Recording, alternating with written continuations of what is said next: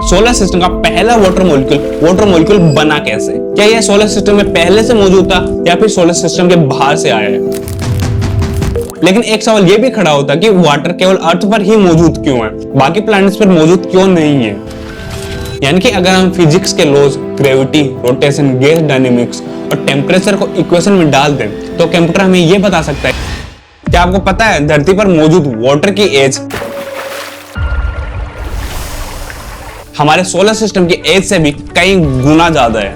क्या बात कर रहे हैं? यह बात सच है क्योंकि आज के समय में अर्थ पर मौजूद 30 से 50% terrestrial ocean water solar system के फॉर्मेशन से भी पुराना है। लेकिन सवाल यह खड़ा होता है कि आखिर कैसे पॉसिबल हो सकता है? सोलर सिस्टम बनने के बाद हमारे अर्थ की फॉर्मेशन हुई थी, तो लॉजिकली देखा जाए तो अर्थ पर मौजूद हर एक चीज का फॉर्मेशन सोलर सिस्टम के बाद होना चाहिए था। बट पानी के केस में उल्टा हो रहा है। पानी की एज सोलर सिस्टम से भी कहीं गुना ज्यादा है। इसे सवाल का जवाब छुपा है हमारे सोलर सिस्टम के फॉर्मेशन के पीछे। कैसे एक गैस एंड डस्ट से बना हुआ जायंट क्लाउड आज के सोलर सिस्टम में बदल पाया? आइए जानते हैं इस सवाल का जवाब आज के इस वीडियो में।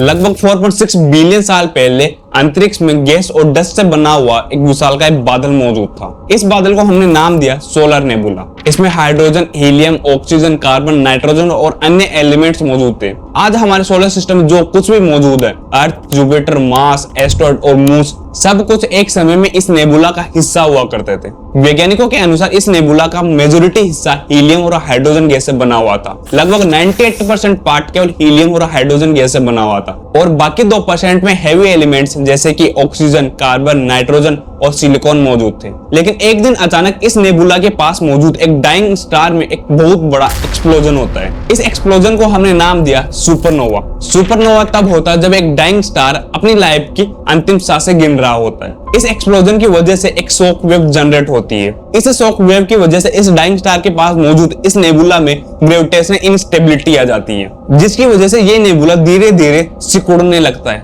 जैसे जैसे गैस और डस्ट क्लाउड सिकुड़ता गया, उसका सेंटर रीजन और ज्यादा डेंस होता गया। उसके सेंटर में और ज्यादा मास कॉन्सेंट्रेट होने लगा और इसकी वजह से टेम्परेचर और प्रेशर भी काफी ज्यादा बढ़ने लगा। और आज के समय में हम ये जानते हैं कि किसी भी ऑब्जेक्ट का जितना ज्यादा मास होगा, उसका ग्रेविटेशनल फोर्स भी उतना ही ज्यादा होगा। यहाँ पर भी वही हुआ। जैसे जैसे इसका सेंटर डेंस होता गया, इसका ग्रेविटेशनल फोर्स और ज्यादा बढ़ने लगा और ये और ज्यादा मात्रा में डस्ट एंड क्लाउड को अपने सेंटर की ओर अट्रैक्ट करने लगा। इस इफेक्ट को हम कहते हैं स्नोबॉल इफेक्ट। जब ये सेंट्रल रीजन काफी ज्यादा डेंस और कॉम्पैक्ट हो गया तो इसमें मौजूद हाइड्रोजन गैस की काइनेटिक एनर्जी बहुत ज्यादा बढ़ने लगी। इस बढ़ते हुए काइनेटिक एनर्जी की वजह से दो हाइड्रोजन गैस मॉलिक्यूल एक हीलियम गैस मॉलिक्यूल में बदलने लगे और इसके साथ में रिलीज होती है ढेर सारी एनर्जी। इस केमिकल रिएक्शन को कहा जाता है फ्यूजन रिएक्शन और आज के समय तक यही सेम रिएक्शन हमें सन के अंदर देखने को मिलती है, जिसकी वजह से हमें सोलर एनर्जी मिल पाती है। हाई ग्रेविटेशनल फोर्स होने की वजह से इस सोलर नेबुला का 99.9% मास इस सेंटर में कॉम्पैक्ट हो गया और न्यूक्लियर फ्यूजन रिएक्शन की वजह से ये सोलर नेबुला एनर्जी रिलीज करता है और यहाँ से जन्म होता है हमारे सोलर सिस्टम के सन का। आज के समय में भी हमारे सोलर सिस्टम का 99.8% मास हमारे सन के अंदर मौजूद है और बचे हुए 0.2% में हमें मिलते हैं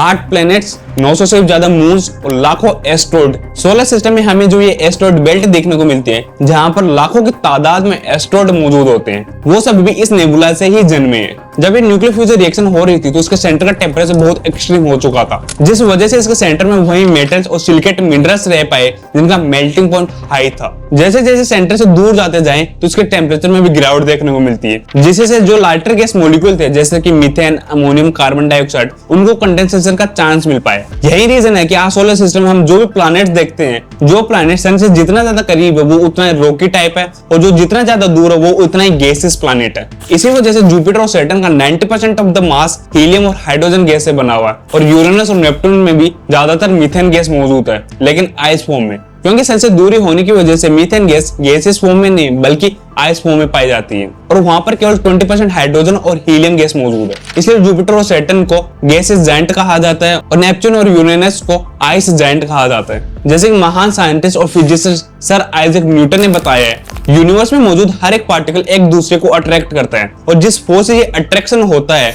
उसे ग्रेविटेशनल फोर्स कहा जाता है। उस समय भी यही हो रहा था, जो डस्ट पार्टिकल इस क्लाउड में मौजूद थे वो एक दूसरे से अट्रैक्ट होते चले गए और हजारों लाखों सालों बाद यही छोटे छोटे पार्टिकल्स बहुत बड़े बड़े प्लैनेट का आकार ले लेते हैं, जिसे हमने नाम दिया प्रोटोप्लैनेट्स। अगर आप नोटिस करोगे कि सोलर सिस्टम में जो प्लैनेट्स है, जो प्लैनेट सन से जितना ज्यादा दूर है वो कंपैरेटिवली उन प्लैनेट्स के साइज से कहीं गुना ज्यादा बड़ा है जो सन के पास में मौजूद है। क्या आपने कभी सोचा ऐसा क्यों हुआ? इसके पीछे दो रीजन बताए जाते हैं। पहला रीजन ये कि शुरुआती टाइम में जब नेबुला एक डस्ट क्लाउड था तब उनमें सबसे ज्यादा हाइड्रोजन, कार्बन, ऑक्सीजन और नाइट्रोजन गैसेस ही मौजूद थी मेटल और सिलिकॉन एलिमेंट्स के कंपैरिजन में। इसी वजह से जो प्लैनेट सन के पास मौजूद है वहां वही एलिमेंट मौजूद रह पाए जिनके मेल्टिंग पॉइंट हाई था और दूर वाले प्लैनेट में ओनली गैसेस। इस वजह से सन के पास वाले प्लैनेट साइज में कम ग्रो कर पाए और जो इससे दूर थे वो साइज में ज्यादा ग्रो कर पाए। और दूसरा रीजन ये है कि इन प्लैनेट का साइज तो बढ़ ही रहा था, इस बढ़ते हुए साइज की वजह से इनका ग्रेविटेशन फोर्स भी बहुत ज्यादा बढ़ने लगा था और इसी ग्रेविटेशन फोर्स की वजह से ये प्लैनेट और ज्यादा गैसेस मॉलिक्यूल को अपने पास अट्रैक्ट करते चले गए और जिस वजह से इनका साइज और ज्यादा बढ़ता चला गया। इसी बीच जुपिटर का साइज इतना बड़ा हो चुका था कि उसका ग्रेविटेशनल फोर्स बाकी प्लैनेट्स के कंपैरिजन में बहुत ज्यादा हो चुका था। इसी हाई ग्रेविटेशनल फोर्स की वजह से इसके पास मौजूद छोटे छोटे एस्टेरॉयड एक्सेलरेट करने लगे, जिस वजह से जो छोटे छोटे एस्टेरॉयड कंबाइन होकर एक बहुत बड़े प्लैनेट का फॉर्मेशन कर रहे थे वो एक दूसरे से टकराने लगे। इन्हीं कोलिजन की वजह से एक एस्टेरॉयड बेल्ट का भी फॉर्मेशन होता है जो कि आज के समय में भी हम मार्स और जुपिटर के बीच में देख सकते हैं, जहां लाखों की तादाद में अनफिनिश्ड प्लैनेट ट्रैप रह गए। अगर जुपिटर का साइज इतना बड़ा नहीं होता तो शायद आज के समय में हमें और ज्यादा प्लैनेट्स देखने को मिल सकते थे। इसी एस्टेरॉयड बेल्ट्स में से कुछ एस्टेरॉयड पृथ्वी से भी टकराने लगे और इन्हीं एस्टेरॉयड में ह्यूज मात्रा में मौजूद थे मेटल, गैस और वाटर मॉलिक्यूल। लेकिन इन एस्टेरॉयड में वाटर मॉलिक्यूल्स आइस की फॉर्म में मौजूद थे। बिलियंस ऑफ ईयर्स में काउंटलेस कॉमेट और एस्टेरॉयड हमारी पृथ्वी से टकराते गए और अपने साथ वाटर मॉलिक्यूल्स लेकर आते गए। लेकिन एक सवाल यहाँ पर यह भी खड़ा होता है कि सोलर सिस्टम का पहला वाटर मॉलिक्यूल बना कैसे? क्या यह सोलर सिस्टम में पहले से मौजूद था या फिर सोलर सिस्टम के बाहर से आया है? इस सवाल का जवाब भी उस समय में ही छिपा है जब सन की फॉर्मेशन हो रही थी। जैसा कि आज के समय में हम जानते हैं कि वाटर मॉलिक्यूल्स हाइड्रोजन और ऑक्सीजन एलिमेंट से बना हुआ होता है, जिसमें हाइड्रोजन गैस मॉलिक्यूल और ऑक्सीजन गैस मॉलिक्यूल्स मिलकर वाटर मॉलिक्यूल की फॉर्मेशन करते हैं। जैसा कि मैंने पहले बताया कि नेबुला के सेंटर में तो हमें फ्यूजन रिएक्शन देखने को मिल रही थी, लेकिन इस सेंटर से दूर जाने पर इसका टेम्परेचर कम होता गया था, जिस वजह से गैसेस मॉलिक्यूल को कंडेंसेशन का चांस मिल पाया था। उसी समय एक और रिएक्शन हो रही थी जिसमें हाइड्रोजन गैस और ऑक्सीजन मॉलिक्यूल साथ में मिलकर वाटर मॉलिक्यूल का फॉर्मेशन कर रहे थे। इस रिएक्शन को हमने नाम दिया कॉम्बिनेशन रिएक्शन और यही वाटर मॉलिक्यूल उन छोटे छोटे एस्टेरॉयड में मौजूद थे जो अर्थ से टकराने वाले थे। लेकिन एक सवाल यह भी खड़ा होता कि वाटर केवल अर्थ पर ही मौजूद क्यों है, बाकी प्लैनेट्स पर मौजूद क्यों नहीं है? यह तो नहीं हो सकता कि एस्टेरॉयड केवल अर्थ से टकराए होंगे, बाकी प्लैनेट से नहीं टकराए होंगे। इसके पीछे का रीजन है हर एक प्लैनेट का अपना खुद का मैग्नेटिक फील्ड। अर्थ का मैग्नेटिक फील्ड इतना सफिशिएंट था कि अर्थ के एनवायरनमेंट को प्रोटेक्ट कर पाया, जिस वजह से वाटर अर्थ पर लिक्विड फॉर्म में रह पाया। वीनस और मार्स जैसे प्लैनेट पर एटमॉस्फेयर ना होने की वजह से उनका टेम्परेचर बहुत ज्यादा हो गया था, जिससे वाटर बॉयल होकर सोलर विंड की वजह से गैसेस फॉर्म में स्पेस में एस्केप कर गया। एक समय ऐसा था कि मार्स पर अर्थ से भी ज्यादा वाटर मौजूद था, लेकिन एटमॉस्फेयर के थिक लेयर लॉस होने की वजह से ये वाटर इवेपोरेट होकर स्पेस में चला गया। साइंटिस्ट के अकॉर्डिंग मार्स अपना 87% वाटर बिलियंस ऑफ सालों पहले ही खो चुका था। लेकिन एक सवाल ये भी खड़ा होता है कि आखिर हमें कैसे पता चला कि 4.6 बिलियन साल पहले एक जायंट क्लाउड रहा होगा जो कि सुपरनोवा की वजह से एक स्टार में बदल गया हो? इसके पीछे कोई एविडेंस भी मौजूद है या फिर एक दिन कोई साइंटिस्ट आया, उसने ये थ्योरी दी और हम सब इसको मानना स्टार्ट कर दिए? नहीं, आज के समय में हमारे पास इसके ठोस सबूत मौजूद है कि हमारे सोलर सिस्टम का फॉर्मेशन कैसे हुआ होगा, जिसमें से पहला है यूनिवर्स को ऑब्जर्व करके। अगर आज आप पावरफुल टेलीस्कोप का यूज करके यूनिवर्स में देखोगे तो आपको कहीं ऐसी जगह दिखाई देगी जहां पर नए नए स्टार बन रहे हैं। इन जगह को कहा जाता है नेबुला, यानी विशाल गैस और धूल के बादल। Orion nebula, Eagle nebula, Carina nebula इसके बेस्ट एग्जांपल है। इन रीजन में हमें साफ दिखाई देता है कि कैसे एक डेंस गैसियस क्लाउड अपने ग्रेविटी के अंदर कोलैप्स हो जाता है और इसके सेंटर में एक नई स्टार का फॉर्मेशन होता है। इतना ही नहीं, हबल टेलीस्कोप, ALMA और जेम्स वेब टेलीस्कोप जैसे टेलीस्कोप्स ने यंग स्टार के चारों तरफ घूमती हुई प्रोटोप्लैनेटरी डिस्क भी कैप्चर की है। इन डिस्क में डस्ट, गैस और रॉक मौजूद रहते हैं। यही वो रॉ मटेरियल्स है जिनसे प्लैनेट्स, मून और एस्टेरॉयड बनते हैं। ALMA की इमेजेस में तो ये डिस्क इतनी हाई रिजोल्यूशन में दिखाई देती है कि इनके बीच में गैप्स और रिंग्स तक को देखे जा सकते हैं, जो कि यंग प्लैनेट के बनने की सीधी निशानी है। और ये प्रोसेस केवल एक दो जगह पर नहीं हो रही है, बल्कि साइंटिस्ट ने हजारों यंग स्टार को ऑब्जर्व किया है और लगभग हर जगह सेम कॉमन पैटर्न देखने को मिलता है। इसके साथ ही एक्सपो प्लैनेट की खोज ने यह भी कंफर्म कर दिया है कि प्लैनेट्स का बनना कोई रेयर इवेंट नहीं है, ये एक नेचुरल प्रोसेस है जो कि चलता रहता है। आज हमें हजारों प्लैनेट दूसरे स्टार के चारों तरफ ऑर्बिट करते हुए दिखाई देते हैं, जिनका अरेंजमेंट कुछ वैसा ही है जैसा आज हमारे सोलर सिस्टम में मौजूद। सेंटर में एक स्टार और उसके चारों तरफ प्लैनेट्स उसका ऑर्बिट करते रहते हैं। दूसरा एविडेंस है केमिकल फुटप्रिंट। देखो, जब हमारा सोलर सिस्टम बना था उस समय के कुछ ओरिजिनल मटेरियल्स आज के समय तक भी हमारे पास मौजूद है, जिनको हमने नाम दिया प्रिमिटिव मीटियोराइट्स, यानी कि ऐसे पत्थर जो स्पेस में वैसे ही पड़े रहे हैं और उनमें कुछ ज्यादा चेंजेस देखने को नहीं मिला है। जब साइंटिस्ट ने इन मीटियोराइट्स को डिटेल में स्टडी किया तो उनको इसके अंदर कुछ ऐसे आइसोटोप्स मिले हैं जो बहुत ही खास हैं, जैसे कि एल्यूमिनियम 26 और आयरन 16। ये आइसोटोप जल्दी जल्दी डीके हो जाते हैं और नेचुरली लंबे समय तक स्टेबल नहीं रह पाते हैं। तो अब ये सवाल खड़ा होता है कि उन पत्थर में ये आइसोटोप आए कहां से, और इसका जवाब है सुपरनोवा एक्सप्लोजन, क्योंकि एल्यूमिनियम 26 और आयरन 60 सिर्फ किसी मैसिव स्टार के एक्सप्लोजन के बाद ही बन सकते हैं। और अगर हमें ये आइसोटोप उन पत्थर में देखने को मिले हैं जो सोलर सिस्टम से भी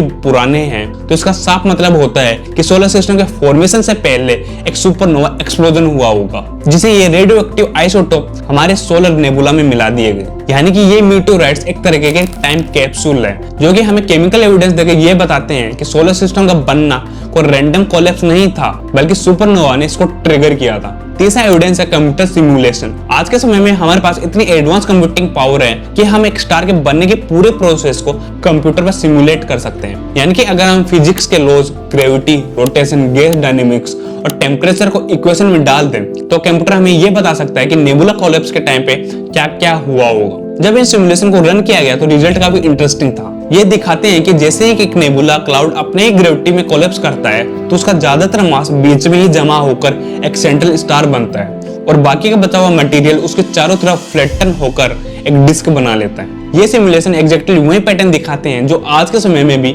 हमारे सोलर सिस्टम में देखने को मिलता है। एक बहुत बड़ा स्टार एक सेंटर में उसकी ग्रेविटी की वजह से छोटे छोटे प्लैनेट्स उसके चारों तरफ रोटेट करते रहते हैं। अगर ये नेबुला कोलैप्स वाला मॉडल गलत होता तो हमारे सोलर सिस्टम की यूनिफॉर्मिटी, जैसे कि प्लैनेट का एक ही डायरेक्शन और एक ही प्लेन में ऑर्बिट करना, एक्सप्लेन करना इम्पॉसिबल हो जाता। इसलिए कंप्यूटर सिमुलेशन ने इस थ्योरी को और ज्यादा सॉलिड कर दिया, क्योंकि जो मॉडल इक्वेशन और फिजिक्स लॉ से बनाया जाता है वो प्रैक्टिकली और यूनिवर्सली एक्सेप्टेबल होता है। ये सभी एविडेंस और ऑब्जर्वेशंस हमें ये बताते हैं कि इस सोलर सिस्टम का बनना, प्लैनेट्स, मून और एस्टेरॉइड का बनना कोई रेयर इवेंट नहीं है, बल्कि एक नेचुरल और रिपीटेबल प्रोसेस है। हमारे सोलर सिस्टम को एक्सेप्शन नहीं है, बल्कि इस यूनिवर्सल रूल का हिस्सा है। अगर कोई इंसान 100 सालों तक जी लेता है तो लगता है कि वो इंसान कितने सालों तक जिया है, लेकिन हमारी पृथ्वी का आज की स्थिति में पहुंचने के लिए बिलियंस ऑफ ईयर्स लगे हैं। ये सोचने मात्र में ही कितना अविश्वसनीय लगता है। हमें लगता है कि हमारी पृथ्वी कितनी बड़ी है, लेकिन सोलर सिस्टम के सामने तो ये कुछ भी नहीं है। इमेजिन करो, अगर हमारा सोलर सिस्टम इतना बड़ा है तो ये पूरा यूनिवर्स कितना बड़ा होगा, और उस यूनिवर्स के सामने